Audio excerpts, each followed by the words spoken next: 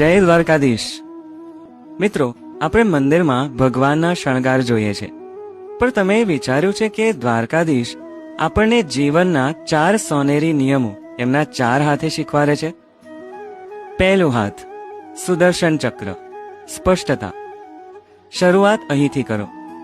જીવનમાં જે નકામું છે, જે તમારી પ્રગતિ રોકે છે, એવી કુટેવો અને નકારાત્મક વિચારોને પહેલા દૂર કરો। દ્રષ્ટિ સ્પષ્ટ રાખો તો જ લક્ષ્ય દેખાશે। મોહ માયાના જાળા કાપતા શીખો। બીજો હાથ, ગદા, પરિશ્રમ।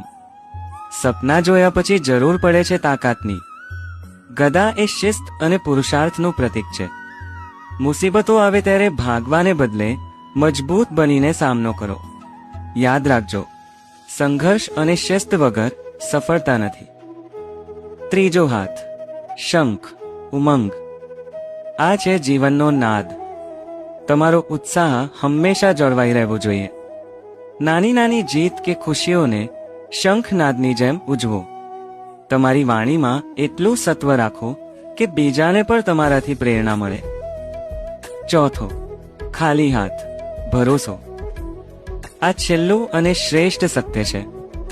જ્યારે તમે 100% મહેનત કરી લો ત્યારે પરિણામની ચિંતા છોડી દો। આ ખાલી હાથ શીખવે છે કે જે આપણા હાથમાં નથી એ હવે ઠાકરના હાથમાં સુરક્ષિત છે। બસ વિશ્વાસ રાખો। પ્રયત્ન તમારો અને પ્રસાદ પ્રભુનો। જય દ્વારકાધીશ। રાધે રાધે।